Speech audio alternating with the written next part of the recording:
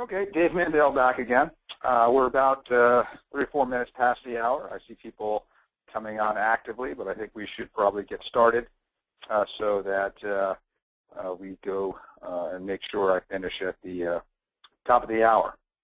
So today's topic is, those of you may know who are on the webinar, we do webinars every month here at OJM. We've been doing that for a number of years, so we're probably up to about 50 webinars we've done.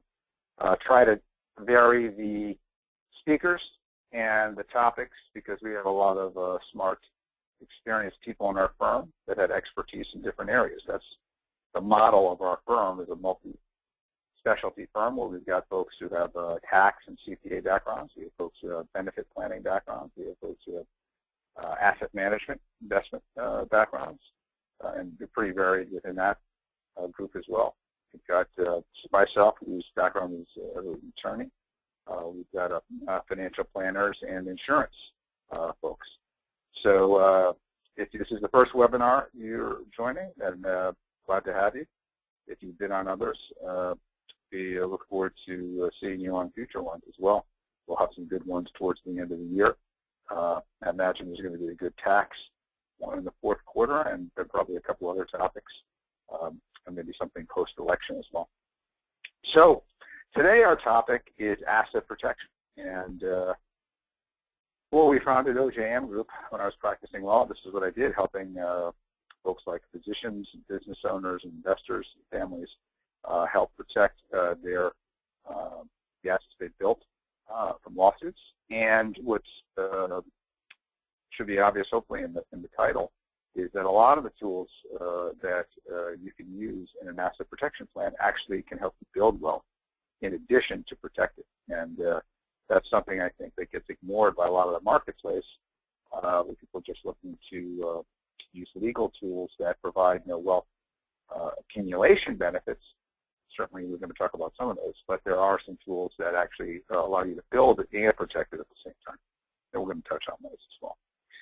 So go try this at home. Obviously, this is a general overview survey webinar, not meant to substitute for working with any type of advisor specifically on your situation. And I'll apologize today. I do have a bit of a cold, so hopefully I'll let John, our administrator, tell me if my sound isn't good. I assume everybody can hear me fine. And if you can't, make a comment in the board and we'll make sure we look at it. A little bit of our background. We are not only speakers, we do a lot of writing. These are all books you can see for different subject matter. I mean, all on asset protection, tax, benefit planning, practice planning, et cetera. We have books, many of them for physicians. We also have, they're not featured on there, but we have a number of books that are for other types of folks, not just physicians. So we have a book called Wealth Protection, Build and Preserve Your Financial Fortress. That was in the bookstores for many years. There's another book that's entitled Wealth Secrets, Wealth Secrets of the Affluent. And that's another book, hardcover, that's been in the bookstores for almost 4 or 5 years. That is really focused for any type of high net worth individual or family. So we have materials for all sorts of clients. Today, we're going to talk about corporate planning and how to protect the different assets of a business or medical practice. We're going to talk about cash flow protection. This is, for many clients, their most valuable asset, what they earn every year. Then we're going to talk about personal planning and a little bit about divorce. And all along the way, you'll see tools that help you build wealth in addition to protecting. So this is important. We're going to talk about moving up the sliding scale and the asset protection sliding scale that we've developed. This is important. Everything in our book, and what we'll talk about in this webinar today, we use this sliding scale, which is a good representation of what different tools there are out there to protect assets. And at one end of the scale, you have a -5. These are assets that if someone had a judgment against you, would be able to take them. There's no protection whatsoever. Those are -5. Total vulnerability, no protection. At the under end of the scale is +5. A +5 are assets that have total protection, meaning that under your state or federal law, these assets cannot be touched by lawsuits, cannot be touched by creditors, and that you could even file for bankruptcy protection under Chapter 7, get rid of the creditor in full, and keep that asset 100% of it. Really, the only things you might hear the term judgment proof. I don't like that term at all. But if there is any truth to the term judgment proof, that would be a properly structured or properly owned state or federal exempt asset. And those two extremes are what a lot of folks in the business or in the business of advising clients on asset protection would agree on. In the middle, it's a little more gray, a little more subjective in terms of one attorney or one advisor might claim something as, a 0 or +1, +2. A lot of people don't use that scale.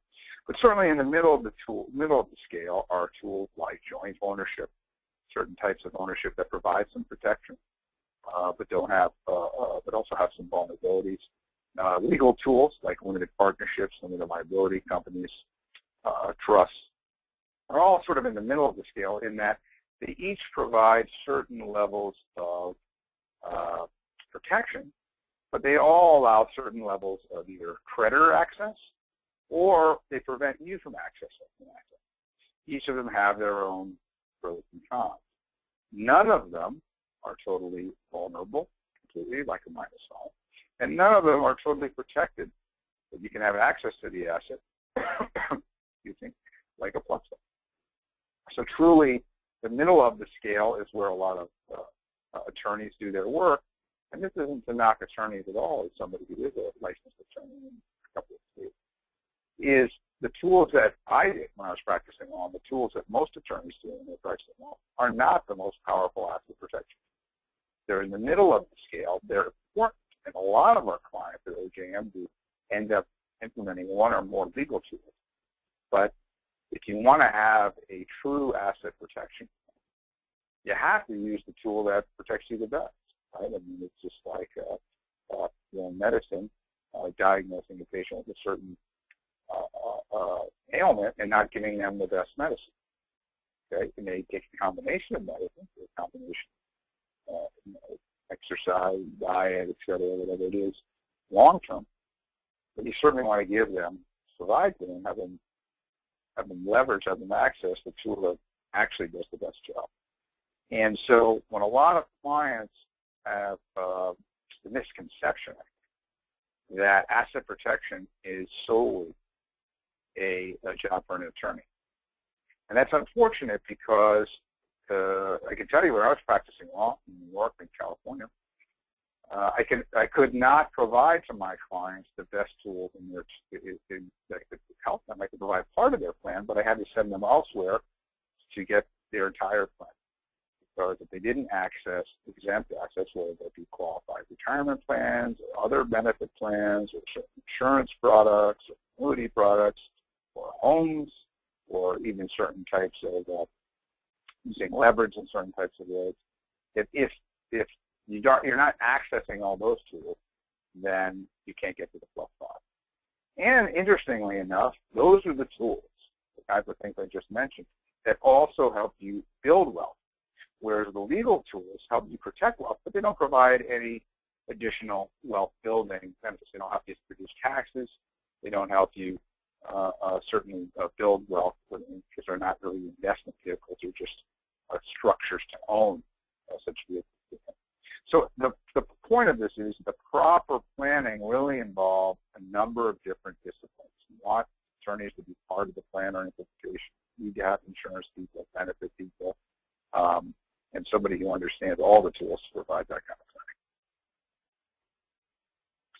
Another important thing to realize, and we have a chapter in our books on all of our books on this, is the best asset protection is not asset protection. What we mean by that is that to get the benefit of shielding against creditors, especially if you may have an issue today or you think you may have an issue, if it's borderline, there's some chance that you may have some kind of creditor out there, then it must, with timing issues, be tied to other benefits. It must have other justifications than just the creditor problem. If a client comes to us and says, listen, I had this issue, I might get sued, I'm not sure.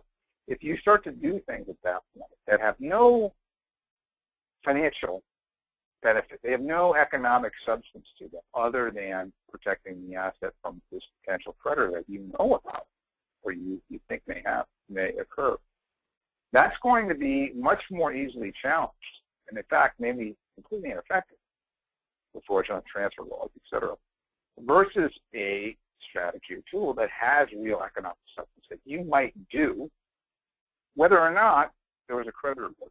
What are those types of tools? Well, certainly those are also the ones that build wealth. People put money in their 401k, their defined benefit plan, their defined contribution plan, their IRA, every day in every state across the country, whether or not they're being sued, but yet those are often falsified assets. People purchase homes and live in primary residences. All across the country, millions and millions of people, but yet in some states those are asset protected. People purchase life insurance or annuities, et cetera, use debt. Millions, tens of millions of times per year.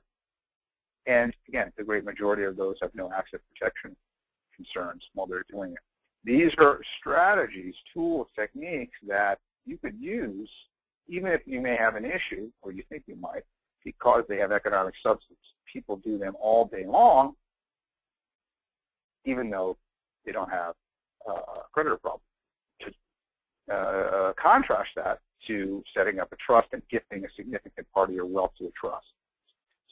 Contrast that to using an offshore trust or an international, an asset protection trust and gifting a significant amount of your net worth to a trustee to control offshore you've never met.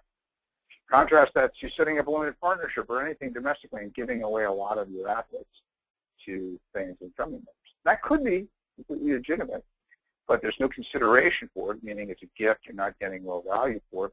And there's really the only reason you would do that is either estate planning or asset protection. If you're in a situation where you're not getting the estate planning benefit, meaning you're not in a state taxable situation, you've already done your estate planning, then it really starts to look like exactly what it is, an asset protection play. And that's not necessarily bad, but again, the best protection comes in a multidisciplinary approach. And hopefully those are getting good. So let's jump into either practice or business planning, and we've got a poll question up. So I think the next slide is a poll question. I think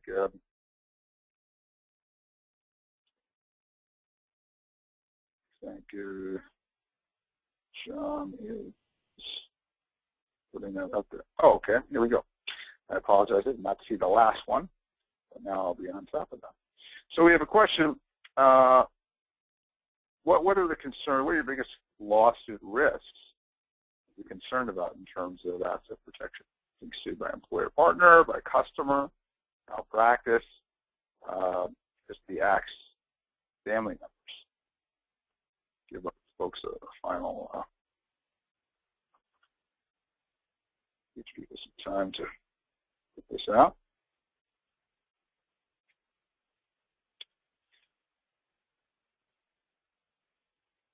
See that most folks are concerned about malpractice issues or being sued by a customer business, and then some because of family members. And those all make sense. They all are concerned. So let's look at a business. In this case, a medical practice. But again, if there are folks on who are in business and not a physician, it could be anything. We have clients who are manufacturing. We have clients who are real estate. We have clients who are consulting firms. All sorts of firms are our clients across the country. One of the things we often talk with clients about is not to put all of their eggs in one basket. Very simple, something we learned when we were in second grade. But let's apply that to a business, to a medical practice. A lot of times, there's a business that has just one or two, three owners, but they only have one entity. All of the cash flow goes through that entity.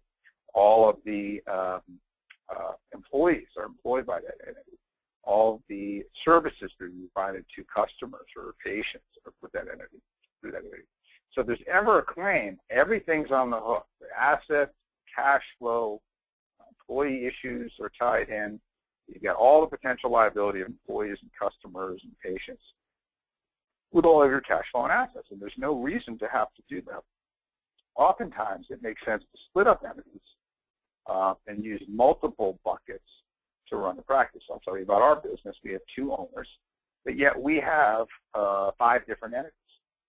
And I take income from all of those entities. All those entities have certain roles, have certain assets, and have certain employees, so that we've separated different risks, different assets, different cash flow, different processes. So if there's ever a problem with one of them, they're not all on the hook. Okay? We put different eggs in different baskets, which is just like the saying goes, so that if there's a lawsuit problem, creditor problem with one, it doesn't affect the others.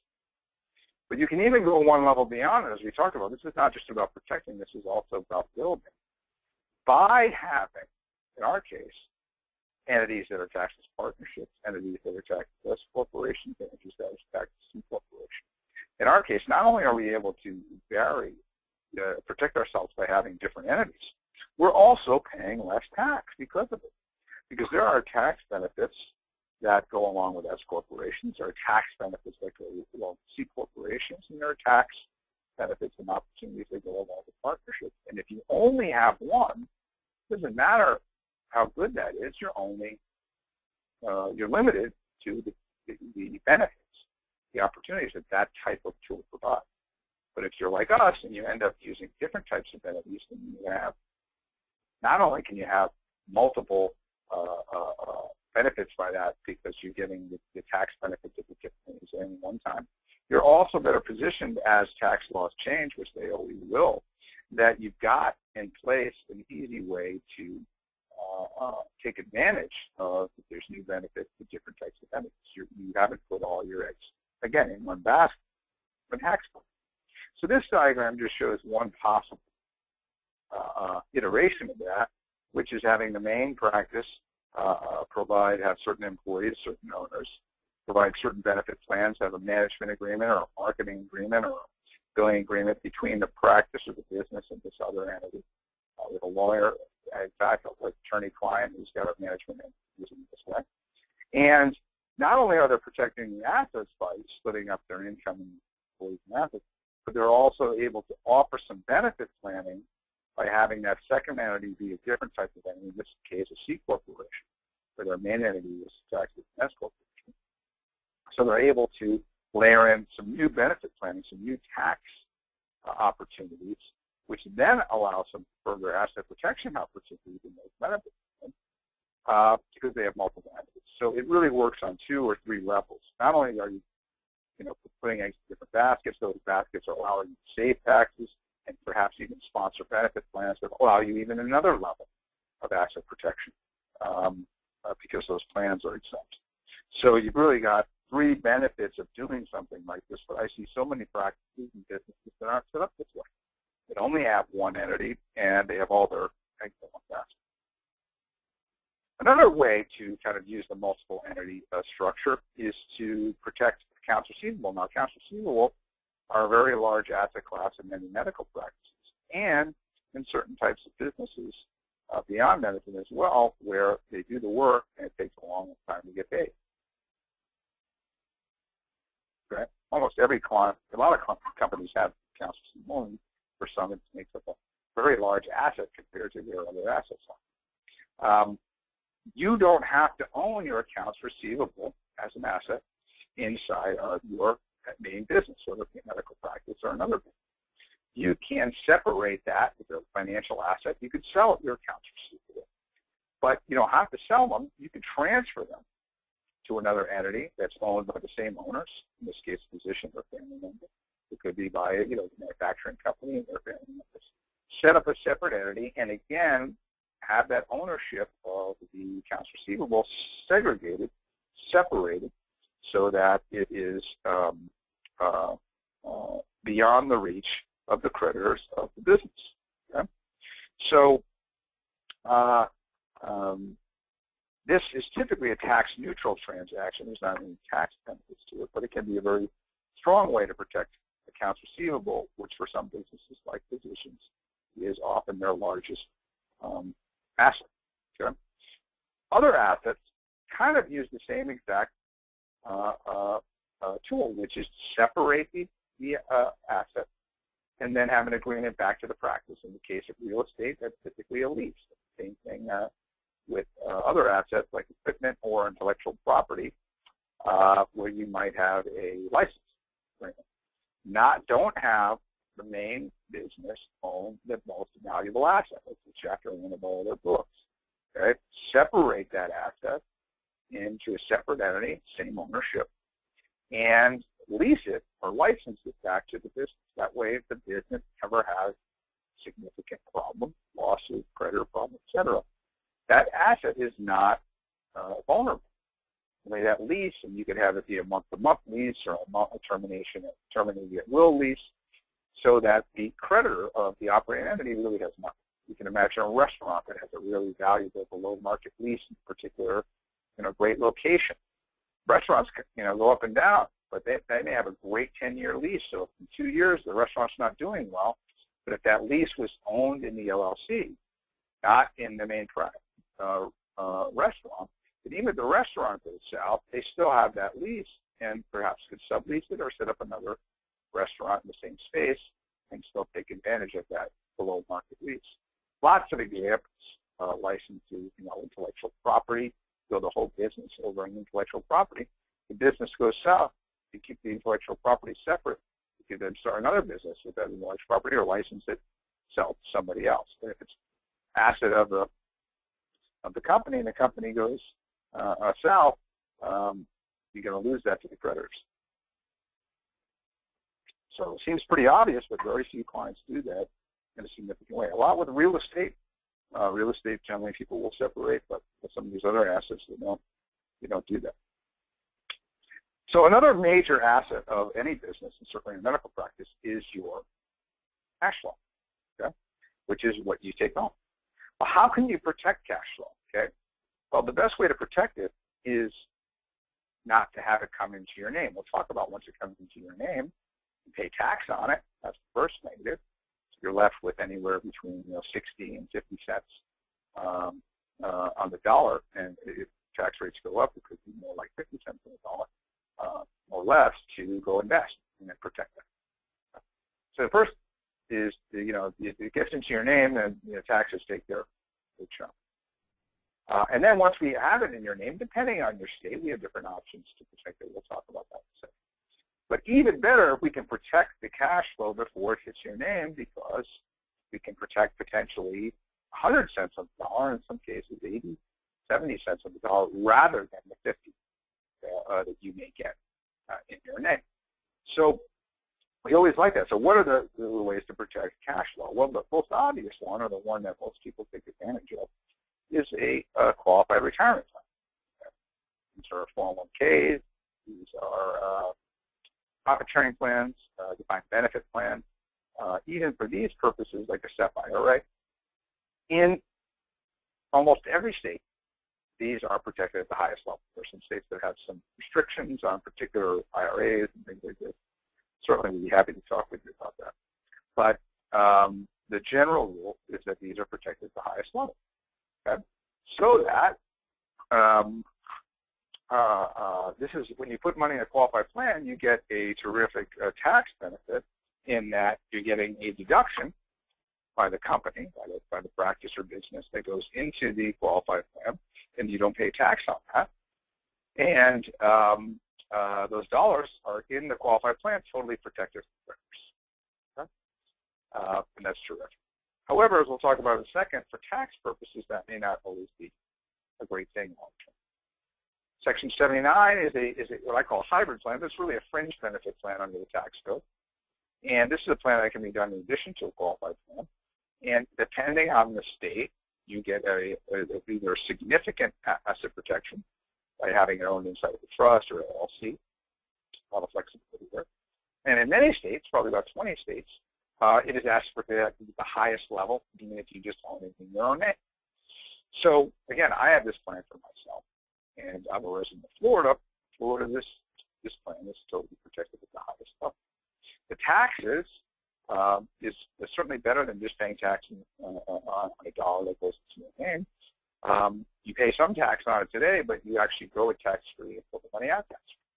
So again, compared to a qualified retirement plan, it may seem that the tax benefits of a qualified plan are better today, but that really depends on what you believe tax rates are going to be in the future. If you believe tax rates are going to be higher in the future, then actually this type of plan will outperform your qualified plan, similar to a Roth IRA. That's why a lot of people have done Roth IRAs, because they believe tax rates are going up in the future. Similar concept here, but it's actually works better than a Roth IRA. So, these are two types of plans. There are some other types of plans, 162 bonus, et cetera. Some other things you can do that will protect the asset before becoming part of your general balance sheet. And these typically will help you build wealth significantly. I just compared, for example, the 79 plans for a client in Ohio versus just paying their tax and growing their assets in, in a, let's say, a limited partnership or some other environment where it's in a bunch of future funds. And with some basic assumptions and a long-term strategy, this client, apples to apples, same growth rate on one side as the other, looks to build up another nearly $500,000 of tax-free retirement wealth by using the fringe benefit plan of the 79 plan versus just paying their tax and investing the tax in it. So it can make a big difference on a client's retirement in the right scenario, and there's a reason I do this plan myself. And again, what are we talking about today? Asset protection. It's also +5 along the way. So not only is it totally protected, it's also helping build wealth. Okay? Qualified plans, as we talked about, most people have them. The asset protection, as I said, in most states is at the highest level. However, you got to cover all your eligible employees, and you pay full income taxation on withdrawal of the qualified plan, like a profit sharing plan. Okay, there's some other figures too. Let's look at this slide. This slide shows the highest marginal federal tax rate, just federal, since the 1914 was when the U.S. federal income tax became CPA. So this shows the data every 10 years. You could go online, or maybe somebody will Google it while we're online here, and you can find every piece of data every year in between. That's fine. But this gives you the general picture, which is, one, where we are today. We're at the third lowest, highest rate of all time, other than 1990 and in the 1930s. And that for most of the 20th century, in both Republican presidents and Democrat presidents, the highest marginal rate for most of the 20th century, or most of the post-war era, was well above 70%.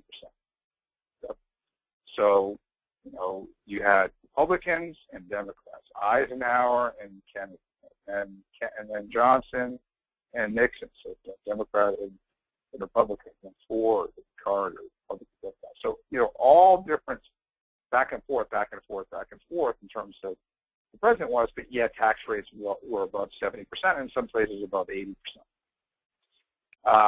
So it wasn't apples to apples, because you could write off a lot of things then, but the bottom line is there were a lot higher taxes in the 1940s, 50s, 60s, and 70s, 40, 50 years.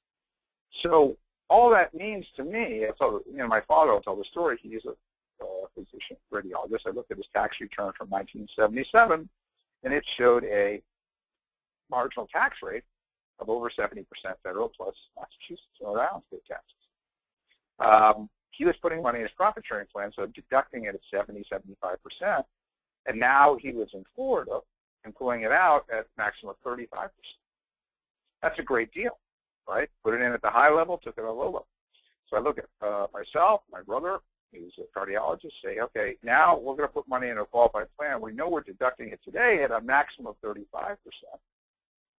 What are we going to pull it out in 20, 30, 40 years? Well, I don't know. Nobody knows. Nobody knows what tax rates are going to be in 30 years from now. But we do know that your qualified plan is essentially a bet that tax rates don't go too high. Because if you thought tax rates were going to go a lot higher, you wouldn't get a deduction today just to pay taxes at a higher rate in the future. You would do what people who use a Roth IRA would do, which is pay your tax today, take advantage of the tax-free growth and tax-free access of a Roth. Okay? Kind of hedge your bet with your qualified plan. Okay? And so qualified plans, I'm not saying they're bad tools. Again, we're here mostly today to talk about asset protection. You may say, hey, listen, I already have a lot of assets that are hedged against tax rates going up, so I want to do this because I want to hedge that tax rates go down, and that's what I want. So if so, you got to make sure you choose the right qualified plan and do as much, get as much benefit, bang for your buck as you can. And that means making sure that your ratio between what you put in, employees, et cetera, is as strong as it can be. You are going to get that top level of protection. You're going to get that 100% protection. That's pretty rare, though. Most clients come to us, whether they're physicians or business owners, and they have a qualified plan, or they've heard of a qualified plan, or they looked at a qualified plan. But they don't have much that hedges against that. They may have a Roth, but that's not much. And they have all their assets that are subject to capital gains taxes, which is their portfolio, their home, all the real estate. This plan, again, under Section 79, this fringe benefit plan, business can put up to $100,000 per participant if they're less than 10 employees, and we have some clients over 10 employees. The formula is allowing them to put $200,000 in addition to their 401k or qualified plan. Okay? What I really like is you can vary how much you participate. So I've got a medical group, for example, where I've got 4 docs, and one puts in $100,000 a year, and the other put in about $150 a year. So you have total choice in how much you can put in. It's certainly a long-term plan. It's a fringe benefit plan. That's why it's in the tax code. It's not for a short-term play.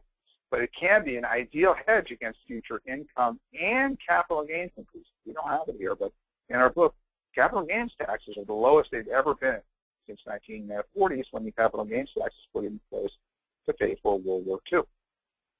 So we're the lowest we've ever been. And again, for most of the 20th century, capital gains tax is much higher than they are today. We may come back to that. Well, capital gains tax, everything is hedged that you own in your name to capital gains tax. When you sell an asset, whether it be real estate or securities or business or artwork or whatever asset you have, you got to pay capital gains tax. So you want to hedge to get that. This does not, it's not subject to capital gains. It grows tax-free, you pull it out tax-free. Yeah, like a Roth IRA. So this plan is actually better than a Roth, and you're getting a post-deduction upfront. And it can be asset protected at the highest level in many states, and it can be structured for good asset protection, solid middle of the curve in all states. So, and we typically see, well, almost 95% of clients have a qualified plan when they come to us. Less than 5% have this. So something that is underutilized. Okay? But you'll see here, we're talking about this hybrid, what I call hybrid, it's my fringe benefit plan. It's only available for C corporations, generally. There are some small exceptions, but for most clients, it's only available for C corporations. So this gets back into the multiple entity structure. Unless you're already a C corporation, you can't take advantage of this plan. That's why you may never have heard of it. This is why it's so important to examine the corporate structure of your asset protection plan, because you can't even access this +5 plan in the States. Forget about the tax benefits, forget about the wealth accumulation. You want another place to put assets that are going to be totally protected. You could probably use this, but if you're only have a C corporation, and excuse me, you don't have a C corporation, you can't. So for example, myself, I have a C corporation as part of our corporate mix. It performs certain things, it does certain activities. I get paid some income out of there, and that sponsors this type of benefit for us in that structure. And you've got to, that's why this, protecting assets and saving tax is so closely tied to your corporate structure. Now we've got another poll, so let's see what that is.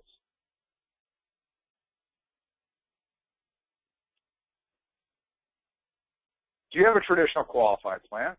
and other types of plans. Do you have a traditional qualified plan? Do you have what I call a hybrid plan, which is really a 79 type benefit to a fringe benefit plan? Or do you not have, do you have both? Which is certainly possible, and we have both at our firm. Do I have neither?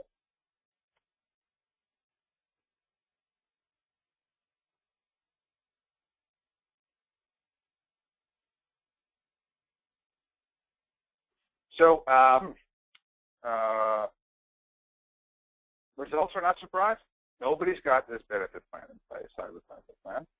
Yet I bet a bunch of people here think that tax rates are going up in the future. So they have just a traditional qualified plan, but yet that doesn't match what they really think is going to happen with taxes in the future.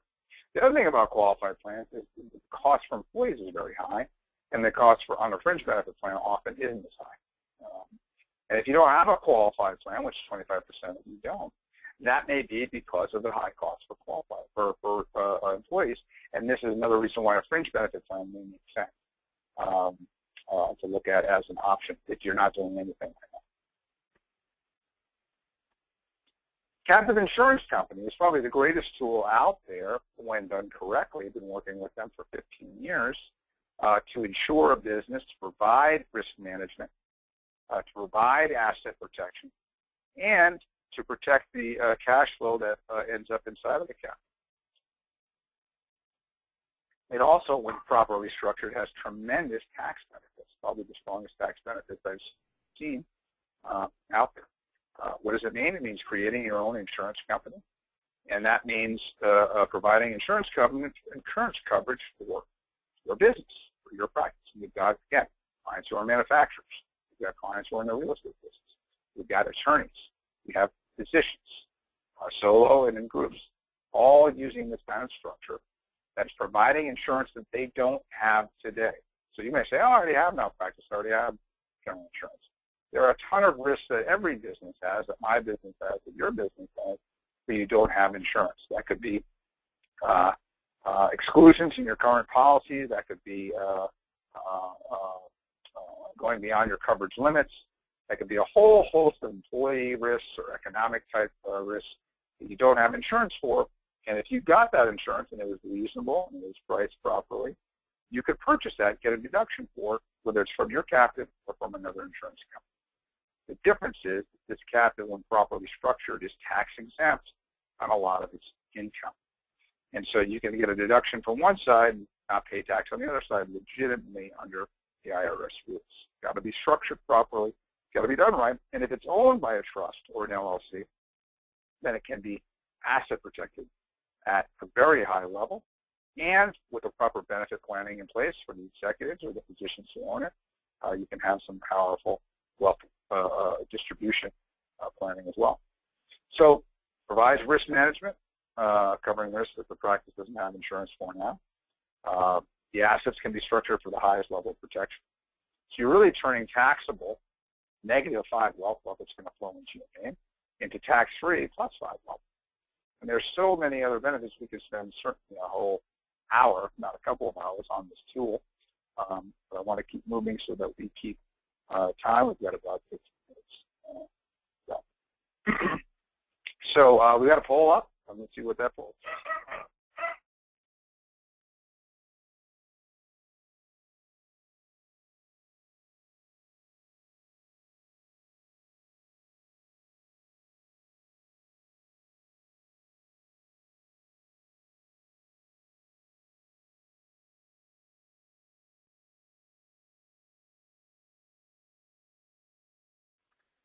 Question is, how much would you save in an asset-protected and tax-beneficial vehicle if you could?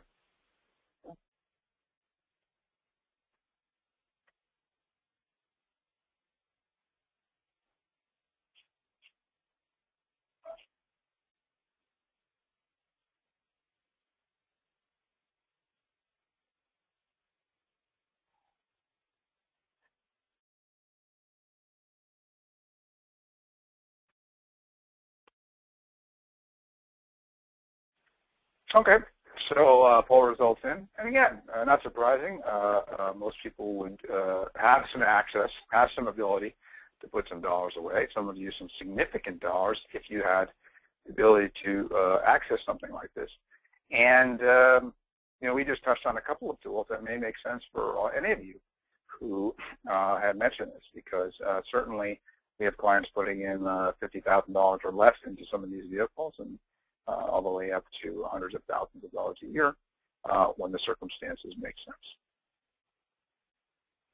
So now let's talk about personal planning. Okay. You paid your taxes. You haven't taken advantage of any tax beneficial plays. So it's not really going to help you build wealth, but how can you protect the assets once they get into your name? Well, we always start with exempt assets, okay? Federally or state exempt assets. And this is because, as we talked about in the chart, these are the assets that are truly protected. The others, there are some protections.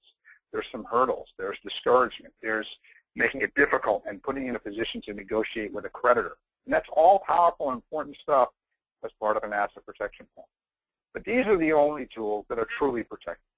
They can go to sleep at night knowing that if you get sued, they can't touch this. Yeah, I'm not going to have to negotiate with them. I'm not going to have to settle with them. So in federal law, you've got qualified plans and IRAs. This comes from the federal bankruptcy rules. Okay, but in many cases, you don't want to file for bankruptcy. So you want to go by what the state gives you, because the state provides rules that protect you in a lawsuit and creditor situation, even outside of bankruptcy. And like we say, you have to take what the state gives you. Okay. What I like about exempt assets is you own the asset. You have access to the asset whenever you want. You don't have to pay lawyers. You don't have to pay state fees. You don't have to pay accounting firms to do tax returns. You don't have to gift any ownership or control. With all the legal tools I'm talking about, the protection is not going to be as strong. You're going to have to negotiate with the creditor. You're going to have some rights. And you're going to have to pay lawyers, state fees, accountants, etc. It doesn't mean that you shouldn't have those legal tools, like limited partnerships or LLCs. I've got some that are part of it. But if you're in a state that provides an exempt asset, I or any advisor to you is not doing their job unless they press upon you how important it is to use those. It's not for all your net worth. It's got to fit in your financial plan. But if you've got a tool that totally protects you, that you can own, control, don't have to pay any fees to, and have access to whenever you want, and you have all these restrictions and costs on the other side, doesn't mean these tools don't have costs, but you've got to consider as part of your plan. And what's amazing to me is that how many clients come to us in states where they have significant exempt assets, and they're not taking advantage of the exemptions, and even in their they went to a planner before us, they're not really leveraging those as much as they should as part of their asset protection. Very surprising. So we always emphasize it, okay? But you're not going to be able to use your state exempt assets in most states. State like Florida, where I live, pretty good. Unlimited homestead exemption, unlimited exemption for cash value life insurance, annuities, and a wage account, 6-month wages. A lot of tools in a state like Florida you can get to. But even in Florida, you're going to have investments in your own name. You're going to have other assets that just don't lend itself to an exempt ownership. You're going to typically use things called limited partnerships, filling partnerships in the liability company, LLCs, FLCs. And we consider this a +2 level of protection. Certainly in states where you don't have good exemptions, these become even more powerful, more important. If you think about inside creditors, these are creditors that are created by an asset. So if you have real estate, an inside creditor would be, say, a renter who sues you because of the property to get hurt on it. And that, for tools like that, limited liability companies are really the only tool that we want. Limited partnerships are not as good because the general partner has liability, so you'd need a second entity to be that general partner, like a corporation or an LLC, and there's no reason to pay for 2 entities. This is why you see almost every piece of real estate owned these days in LLCs. Okay? So for inside creditors, LLCs are the tool. However, for outside creditors, what we're really talking about here, whereas you're not concerned about the asset creating liability, you're concerned about there being liability and someone trying to get to that asset. So someone sues you for malpractice, or someone sues you for a car accident, or from business deal about that. And then they get a judgment against you, want to go after your investments, go after your second home, go after your other assets, whatever they may be. These are where limited partnerships and LLCs are so powerful, because if you own, say, an investment portfolio in your own name, and I sue you, I can get, if I get a judgment against you, I can take that. Now, if it's in your own name 100%, minus 5, I can take 100%. In a community property state, I might be able to take 100% of it, even if it's in you and your spouse's name. If it's community property and if mine's community debt, I can get to it. In some states, if you want it jointly, I can only get to half of it because I have the judgment just against you. Okay? But certainly I can get to at least half and sometimes all of it. But if you have that same investment portfolio inside a limited partnership or an LLC, that is done correctly.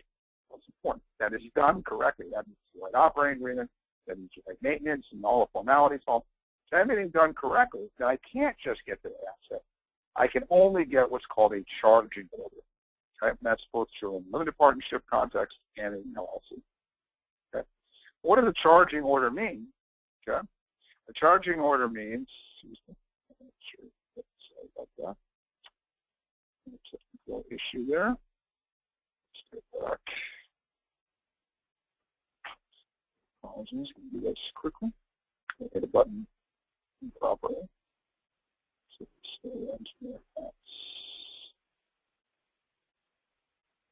Okay. So there we go. What does a charging order mean? So if you have those investments in your name, I told you they're already vulnerable, 100%, 50%. But if you have those same investments inside of a limited partnership or LLC, and there's a creditor, someone comes after you and has a judgment against you. So they already got the judgment. They already proved that you owe them money. They can't just get inside and get to that asset. Okay? They don't get voting rights. They don't get the right to the investments inside. They can only get what's called a charging order, which allows them to step into your shoes if you're going to make a distribution of cash or investments or in kind from the limited partnership into your name. So they're allowed to step into your shoes. Okay? Well, what's the chance of you making a distribution from an LLC or a limited partnership when you've got a judgment creditor there who has a charging order? Not going to happen. So essentially, you're in a stalemate. They can't get to the asset side, but you can't make a distribution outside. Okay? You can keep the money going, keep it flowing in there, of course. Okay? And maybe you can even pay yourself a small salary for managing, small, 1%. And you can see how it's a powerful tool. You keep them at bay. They can't get anything. But it's certainly not as good as an exempt asset where you can get money whenever you want. They can't touch it. They have no rights. You can drain it all out, spend it, have a party, do whatever you want. When a partnership LLC, you can't do that. You can't take the money out. They're sitting there with the charging it. So it puts you in a position to negotiate a settlement. Hey, you're not going to get anything for years, and I'm not going to make a distribution for you, so let me pay you off 5 cents, 10 cents on the dollar. And that's powerful, okay? But I just want to make it clear in the relative scheme of it. It's certainly much more powerful than -5, where they don't have to listen to you. They just go get a judgment, put a lien, go levy on your assets. That's -5. There's the middle of the scale. They can't get to anything. But you got to deal with them. +5, top of the scale. You don't have to deal with it. It's exempt asset. You have a huge judgment against it. You can't touch it. Okay. So a lot of clients say, "Oh, I've got an LLC, I've got a partnership." They think, "Oh, I'm just totally protected." Yeah, you put yourself in a good position. But if you've got exempt assets in your state, you should be using those because those are the only things that are truly protected. Of course, to even get the protections I talked about, you got to have it in place before there's a problem. You got to have the proper agreements. You got to have the proper formalities. You need an experienced attorney, and we work with probably 30 of them around the country. You do a great job. Now, protecting your home is a little bit tricky because you really don't. Most attorneys do not want to put a home in a limited partnership or LLC because of all the tax benefits you're going to lose, whether it's a write-off of your mortgage, your capital gain exemption on sale, et cetera. And a lot of attorneys, and I agree with them, don't think that putting a home in an LLC is effective because personal asset, using it on a for-profit business asset like investments are, or business would be, or real estate, or any of the other things. You can use a trust, but you're giving the trust away, giving the home away to the trust forever. Qualified personal residence trust. So in some states, the debt shield is the best of the options, which is don't build up a lot of equity in that home unless you have a very strong homestead. If you're in a state, as you mentioned at the top here, with a strong homestead, that may be all you need. Again, Florida, unlimited homestead. You can have a $20 million home, totally protected from creditors. Texas, unlimited homestead. There are some limitations. You can't just go to the state and buy it on property if you haven't been living there before. got creditor problems. There's some limitation on geography, how big it can be. But some states have significant, but not unlimited, like Massachusetts, $500,000 home state exemption. But a lot of states are zero, New Jersey, for $5,000 or $10,000, like Ohio, or even in California, anywhere between $50,000 and $100,000. Not a very big protection level compared to the real estate values. So again, if I could talk to a client who's in a state who doesn't have a good homestead exemption and they're concerned about asset protection, are we going to recommend they refi and take a lot of their cash out? Well, it has to make sense economically. Obviously, we're at very low mortgage rates right now, so that makes sense. But certainly, if they're starting out, I wouldn't advise them to pay down their mortgage any quicker than they need to, because they're only building up net worth that is very vulnerable, whereas they could take that cash and put it in something else and protect it better. So again, it really depends on your state and your specifics and all of that. For other real estate that's not your home, the same thing. You might use a debt sheet. You might actually leverage up your home and pay down a second piece of property that's not a primary home and put that in an LLC. You see that all the time. So you find a piece of property, both kind of paid off, neither of them is well protected. They leverage up on one, they pay off the other. The total amount of debt is the same as it was before, but now they have two well-protected properties instead of two poorly protected properties. So that's how you can use a debt shield as part of your planning. And that's true. On home real estate, again, you have a lot more flexibility with the LLC because you don't have these tax exemptions. And second home properties, especially if they have some rental property, rental use, or any kind of business purpose, you have a real good justification for using the LLC. Divorce planning, clients ask me about this, so I'll spend a minute on it before we wrap up. What does and doesn't work? Before marriage, getting a valid prenup makes sense. During marriage, a valid post-marital contract. That's a little bit more difficult. Every state's different on how they do that. And then valuation plays. That's something that we've seen work in the past, which really means using assets that have a depressed value for a certain level of time, and using that depressed level of value to lower the amounts that is split up, and then waiting over time, being patient, and seeing that value come back up. Seeing that with certain annuities and insurance policies, other assets that, again, still splitting at 50-50, but you're splitting a lower number because you're taking on an asset that has a depressed value over time. Also tying it into estate planning and benefit planning as well makes sense. So it's really fact-specific, but we have seen that work in certain circumstances to a client's benefit. What doesn't is pretty obvious, but hiding assets, transfers for less than fair value, and a whole host of things and playing games. When you're in that kind of situation, everything's going to be scrutinized, as it should, and the courts are going to take a pretty close look at anything that doesn't seem kosher. So I'm very sensitive to people's time, and we're about at the top of the hour. Got about 3 minutes. What about us? We're a very unique firm in that we have a consulting division, we have benefits insurance division, we have investment division. So we really can look at, from a multidisciplinary point of view, everything for a client in terms of asset protection, corporate structure, benefit planning. I touched on all those today, as well as qualified fringe benefit plans. We talked a little bit about captives, we know a lot about, but also insurances and financial modeling and all sorts of investment issues, estate planning, et cetera. We really have experts in our team that look at all of those things. We've got 1,000 clients in 48 states, many physicians, business owners. That's really who we focus on. Some executives at larger companies, but that's not our focus. Business owners and physicians are really our key demographics. You can look at a business, we can look at a practice, we can look at personal planning, we can do both. Sometimes we're just looking at a business for a couple of business owners and giving them all advice there. Sometimes we're looking at personal planning as well. Our firm commitment is really unique. That if you're a qualifying client, and we'll know that when we talk with you based on a couple of different factors. If you have business or practice and we can work with you there, we can often say, hey, here's our consulting fee to go through our process. But we'll put right in our letter that if we can't show you ways to double our fee in tax savings, or employee benefit cost savings, or another quantifiable measure that will show you a way to get essentially a 100% improvement on what you pay us, so for 200% savings, then we'll refund the fee. And, you know, I've never seen another firm that does it. There's certainly a lot of good attorneys. We work with them a lot of good accountants. We work with them a lot, but I've never seen a firm that says, if we can't show you quantifiably how to get a double our fee and benefits and savings in a real quantifiable way, then we'll refund the fee. And we're able to do that for clients, and we'd love to talk with you about that.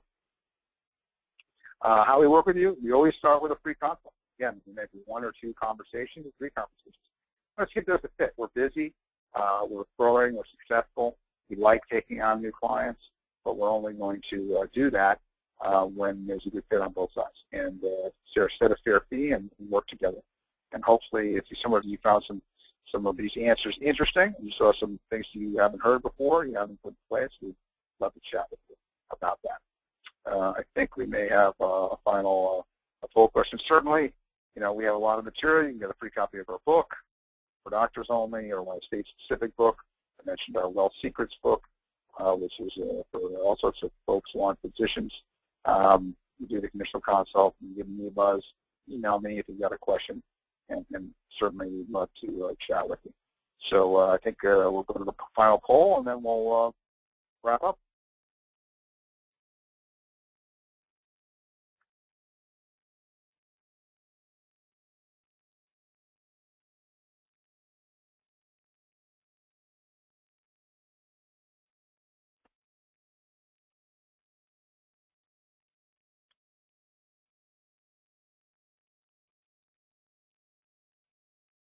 This is helpful for us to figure out, you know, how we should follow up with you and what you'd like to do as the next step.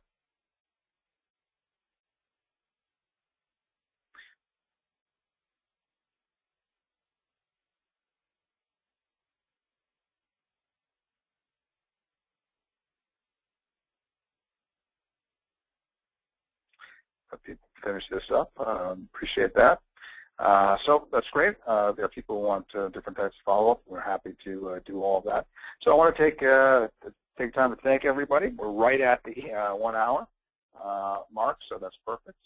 And certainly look forward to talking to any of you who want to.